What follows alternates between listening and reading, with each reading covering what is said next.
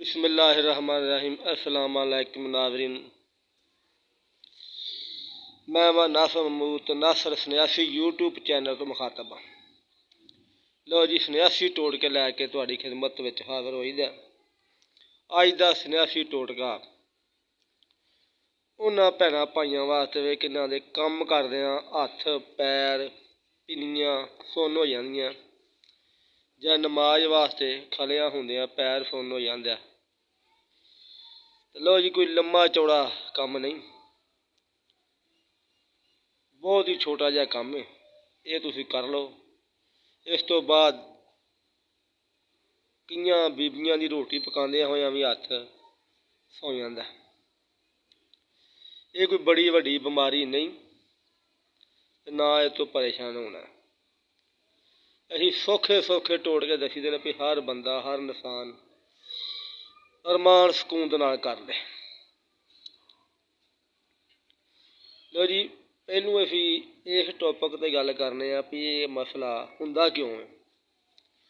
ये उन्हां औरतां बंदिआं बीबियां बच्चिआं नूं ज़्यादा हुंदा है किन्हां दा खून बहुत ज़्यादा संघना हो जांदा और हत्थ दियां उंगलां विच रन नहीं करदा जां लत्त च रन नहीं करदा। इहदी वजह तो जिहड़ी जगह खून दा बड़ाव नहीं हुंदा वो जगह सुन्न हो जांदी है।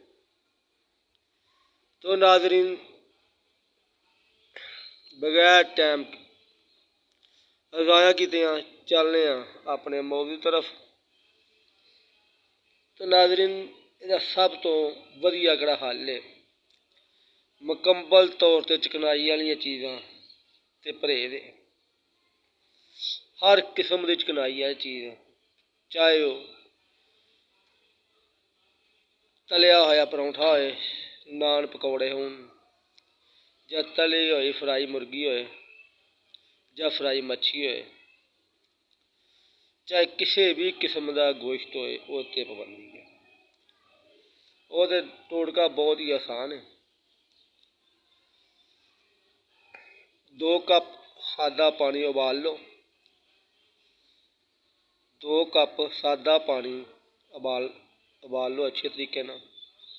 बॉयल करके 5 तुरियां थोम दियां छिल के ते छोटी छोटी करके पानी उबले दे विच सुੱਟ दिओ।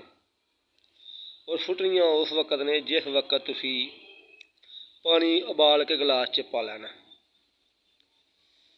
और 4 ਤੋਂ 5 पत्ते पुदीने दे विच सुੱਟ देने और उन्होंने तो ढक देना 5 ਤੋਂ 10 मिनट वास्ते।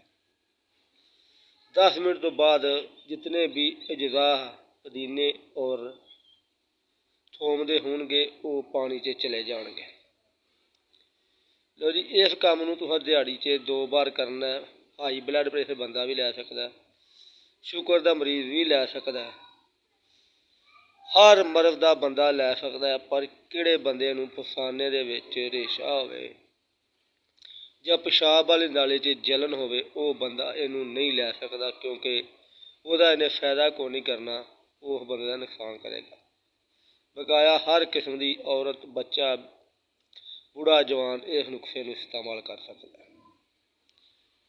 लो जी, खाना खाण तो अद्धा घंटा बाद च ये नुस्खा तुसीं इस्तेमाल करना। इंशाअल्लाह 3 खुराकां लैण दे नाल ही हत्थ पैर सुन्न जिहड़े हुंदे ने ये बिल्कुल बंद हो जाणगे। लो जी, नुस्खा सही दसना साडा काम है और इनू नेकी दा काम समझदे होया दूसरे तक पहुँचाना तुहाडा काम और शिफा मेरे मालक देनी है। लो जी मेरे भैनों ते भाईओ, अस्सलाम वालेकुम। नमाज पढ़िया करो और अल्लाह नूं याद करिया करो। कोई भी बीमारी इंसान दा कुछ नहीं बिगाड़ सकदी। अल्लाह हाफ़िज़।